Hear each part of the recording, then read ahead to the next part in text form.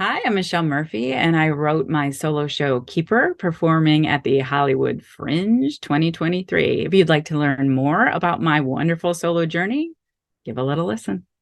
This is a good story when I first fell in love with theater. So I was raised by a single mother until I was about 6 years old, and we lived in Detroit. And at the end of my street, I'm 4 years old, at the end of my street is a community theater. And I was one of those children that had very little rules and no boundaries. And so I was constantly wandering over to this community theater, and I would climb up into the balcony and I'd watch them perform. And I remember vividly it was Humpty Dumpty they were doing.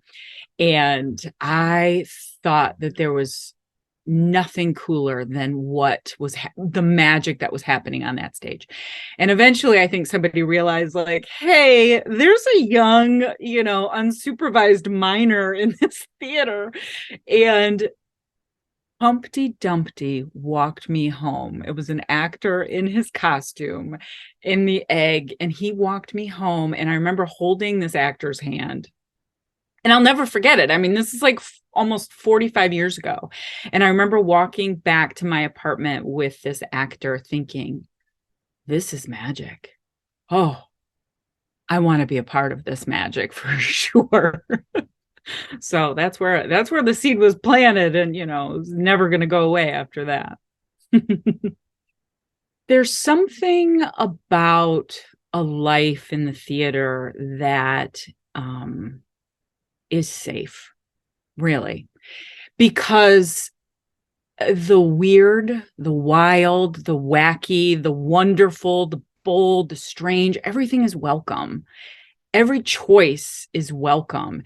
And it's an ensemble, it's a family. It took me a long time to really realize, like, that's what I found in the theater. It's a family, sometimes dysfunctional, much like families in general, but the family dynamic is there, and the beauty that you can create together with with your shared ideas, with your shared choices. You just elevate each other, you listen. My goodness, there's so much beautiful listening on stage.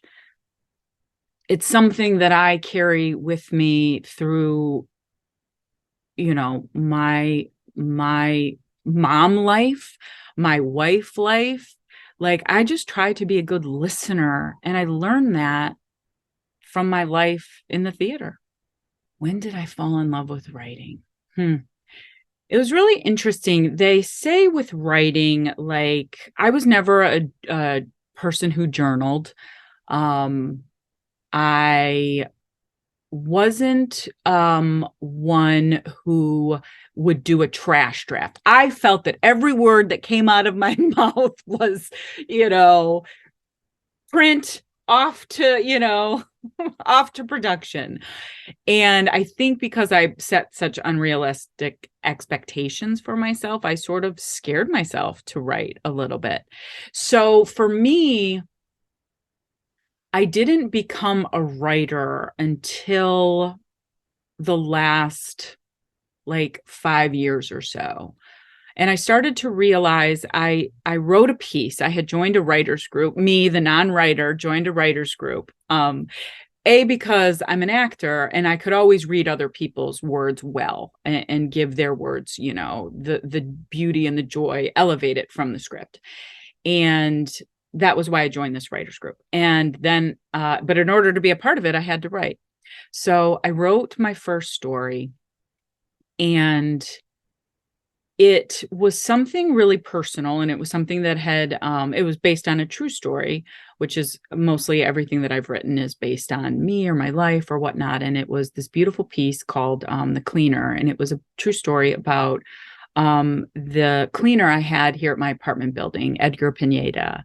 And he was such a daily part of my life, such a wonderful human being. And one day he stopped coming to work, and we were trying to get in contact with him, and we found out that he had passed, that he had been in a terrible car accident. And I realized in that moment when I started to write The Cleaner that I didn't I always wanted to do more for Edgar. I always wanted to give him gifts at Christmas. I always wanted to go, I should recommend him for a bonus. Like all of these things I wanted to do, but it's like, oh, there's always time. There's more time. Life is, nothing's changing. Here we are. And that story, that true story about Edgar came pouring out of me. And it's an homage to him and his beautiful life, and also about the choices that we have, and not to miss these opportunities. And I was really, it really grew from there. I was like, what am I doing? Put myself on the page, Michelle. So that's where it started. There is nothing like the theater experience for the actor or the audience. Nothing like it. It's an energy. It is a shared space. Again, that word magic keeps coming back. It is a shared magical space. On stage, it feels so incredible to bring words to life, to bring people to life, good, bad, or otherwise.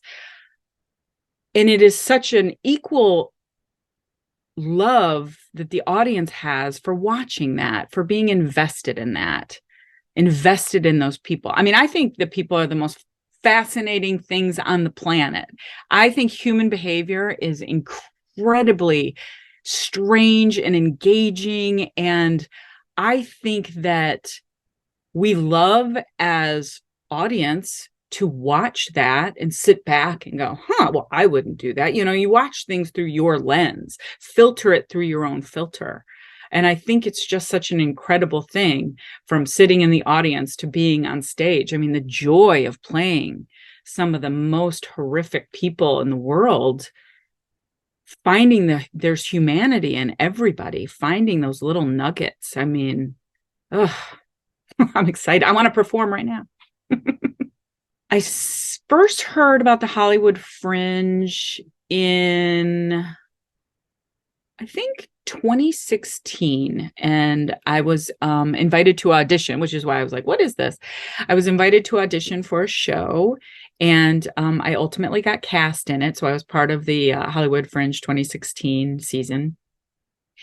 And I was completely caught off guard. I didn't know. I was like, why are we striking our props so quickly? What are we doing? Why is everything so fast?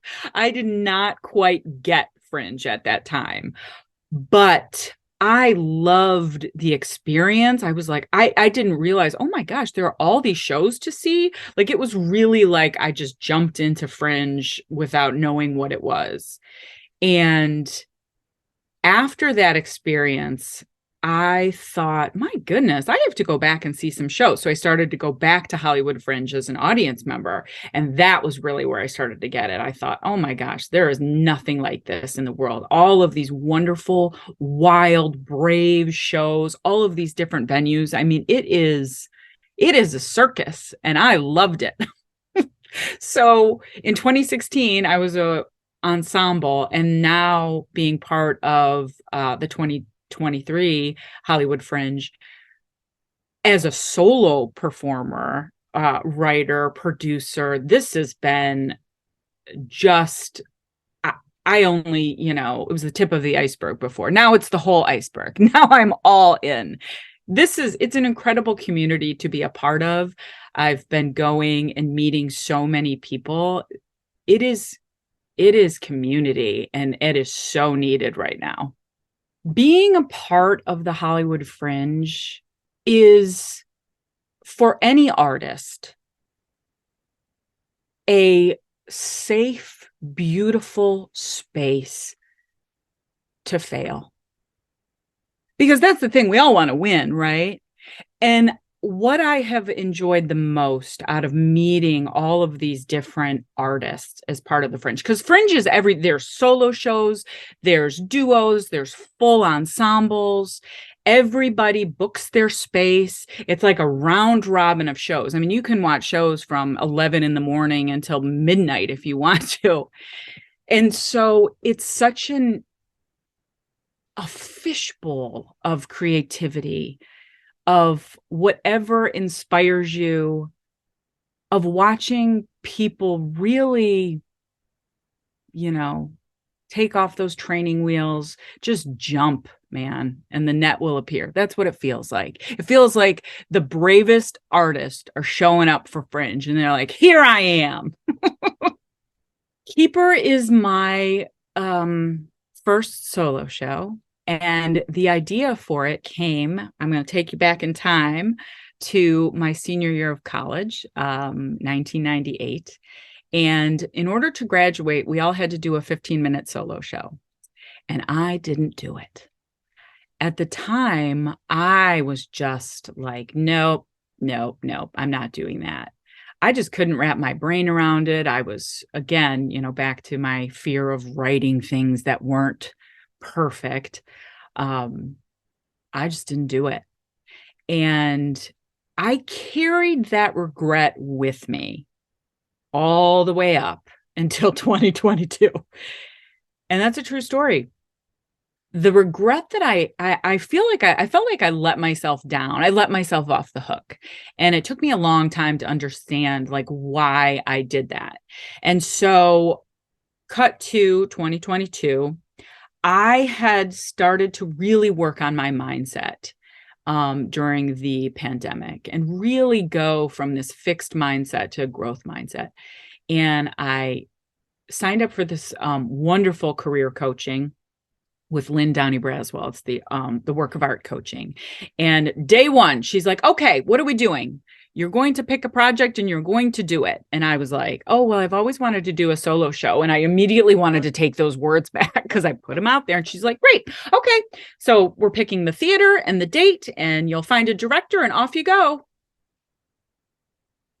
And I was like, okay, here we go. Because what I learned by carrying this regret around with me is whatever fantasy I've created in my mind about the worst possible scenario happening if I do a solo show and fail, not doing a solo show was worse. Living with that regret was worse. So that was where Keeper started. So when I hired my wonderful director, I thought I was going to write this wonderful show about all the characters I could do and blah, blah, blah. And she was like, nope, hold up. This one's about you. Your first one's a memoir. And I was like, no. So I started to go back in time and I started to go back to my childhood. And it was really fascinating. My story is like, it's a hero's journey story. So I started to go back in time into this really wild, rich childhood that I had.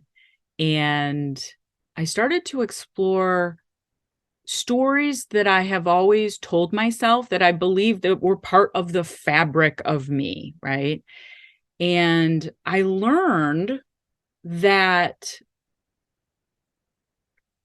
shame, some misbelief, some lies that I have believed since I was like 6 were not true. I could change that. I could take care of this young version of myself and tell her story where she is now, which is this strong, confident woman that I am today. So I went back to lead her to her journey here. So that is where Keeper started. And my story has several painful moments in it, but it's all told through my beloved time at summer camp. So there's a lot of fun in the show too. I do a lot of singing and I take the audience with me on this wonderful journey as I weave them through periods of my life.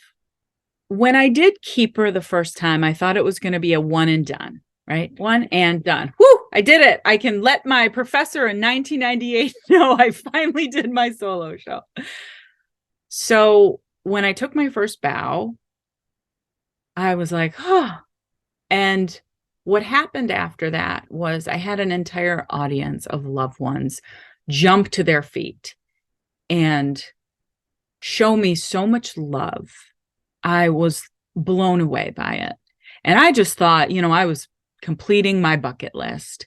And it was really at the encouragement of not only my director and my loved ones, but this other small voice inside of me started to grow and go, why don't we do another one? Let's do another one. What if we do another one? And it was immediately when that thought was born that Fringe immediately plugged itself in there as well. So Fringe became something that was on my trajectory with Keeper, because I performed Keeper for the first time in September of 2022. I performed Keeper the second time as part of the Whitefire Solo Fest here in Sherman Oaks, which is huge, which is a 50 person solo fest over the course of several months. So that was the second time that I did it. And after I did that, I was very honored to receive one of 12 Best of Fest awards. So that was my second time doing it. And again, it was my confidence growing. It was me taking care of myself and going, can I bring this to Fringe? Can I do this show 5 times in June for people that don't know me? And there's some fear in there, but that's sort of where I'm at in my life. Fear may always be there, but it's not in charge anymore. And that's also part of my solo show. It's part of my solo show. Who am I if I set that fear down? Who am I if I set that shame down? I'm going to find out. So I wrote and performed, and I'm producing Keeper at the Actors Theater. And my director is Juliette Jeffers. And what's really wonderful about Juliette has 5 other solo shows in Fringe. She is a remarkable, she's a solo artist herself, and she directs other creatives. She's also an incredible film and TV actress as well. She's got a huge resume and she's super busy. But what's really great about this Fringe that I love that the 5 performers are also going to be a representation of her. The solo journey can be solo.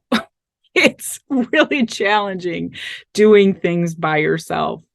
And I have always felt that with Juliette, I just have a really wonderful teammate to support me in the way that she does. I feel really lucky with her. I would love for the audience to feel the way that I feel about my show. It's reflective of a childhood that our formative years, where we go through so much and we're not even able to understand it all. Our brains are still forming. And it's amazing the amount of things that get stuck in you and that you carry with you through the rest of your life. And I think that shared experience is what makes this feel so special, is that the audience themselves can reflect on their own journey, shared circumstances they may find in my story. But more than anything, I did something and am doing something that scares me to do, but darn it, I'm doing it anyway. And I think that message, if that is a baton that I can keep passing to people, I'm going to keep doing it.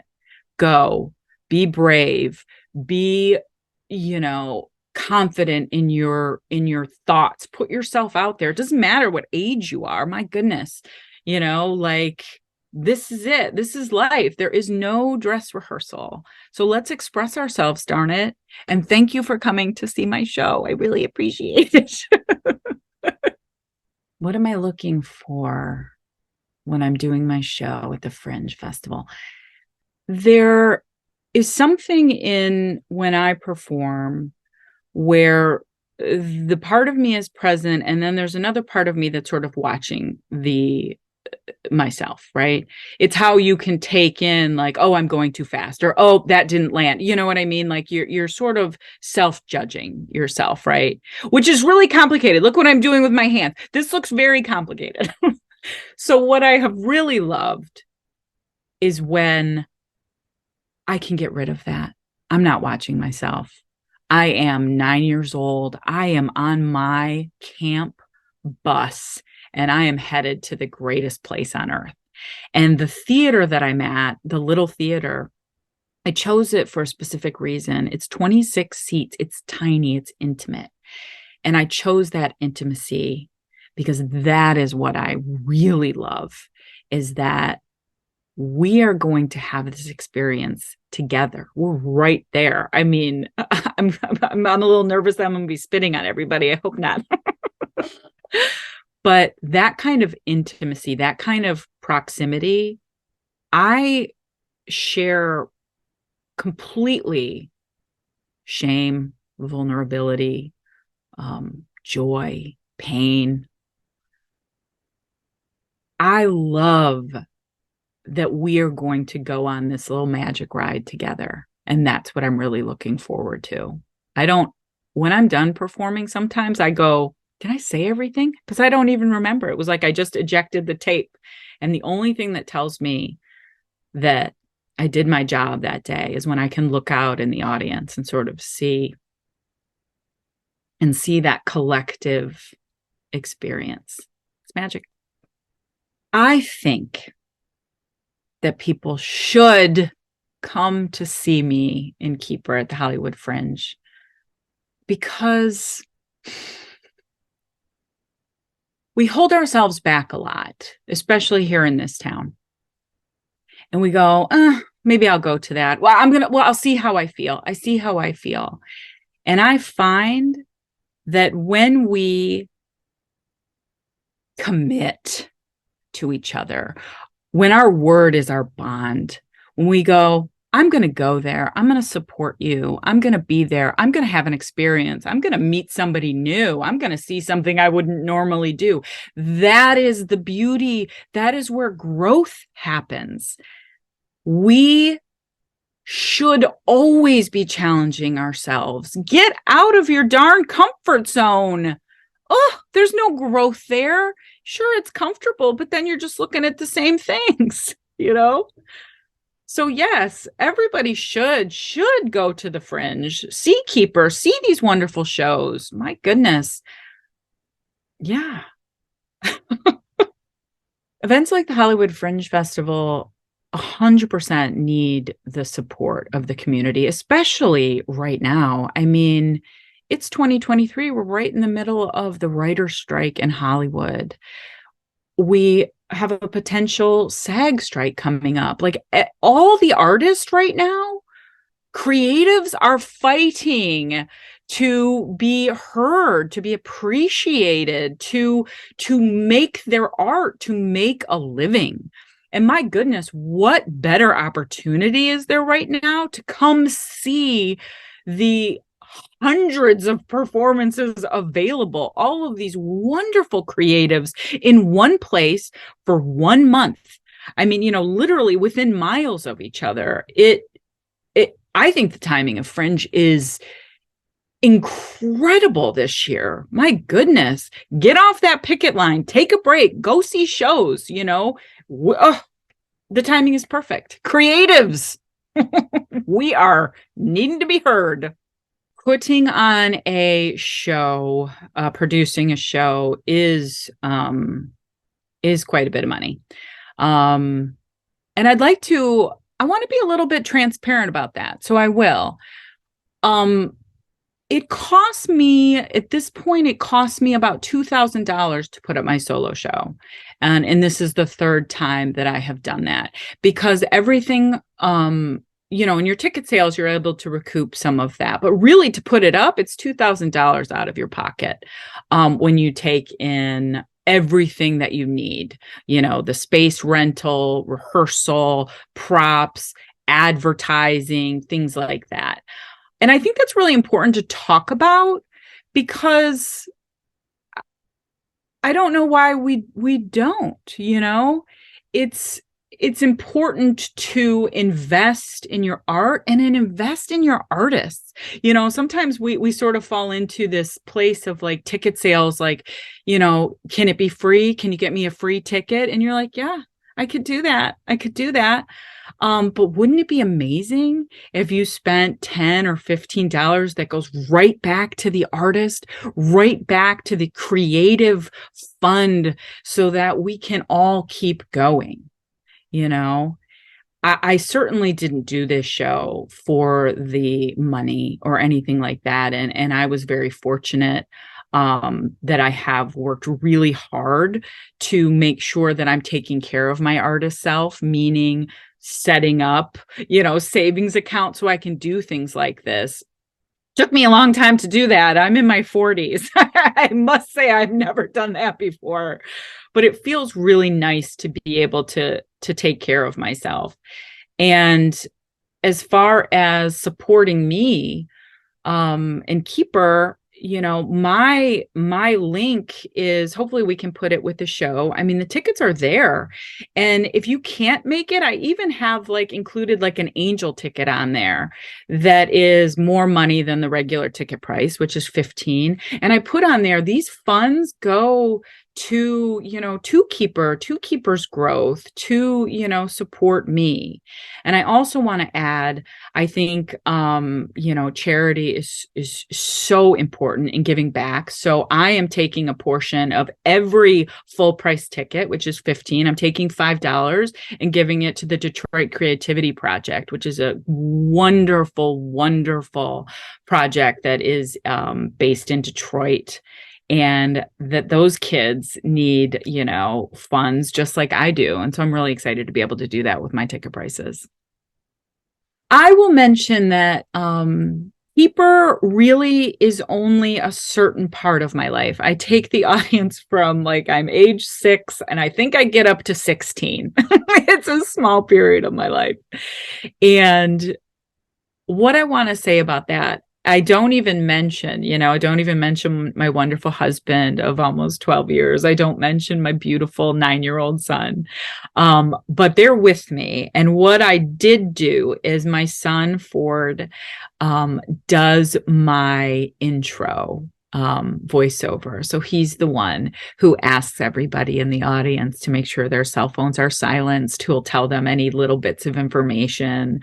And then he ends with, break a leg, mommy. And I got to tell you, I set myself up for success with that one, because listening to that sweet little voice telling me, be brave, mommy. It's what I do. I am Michelle Murphy. I am the writer, producer, and performer of Keeper, directed by Juliette Jeffers. And we are doing it at the Hollywood Fringe 2023 at the Actors Theater, the Little Theater. Please come and see me. Please come and support this beautiful, beautiful Fringe full of brave artists. Come.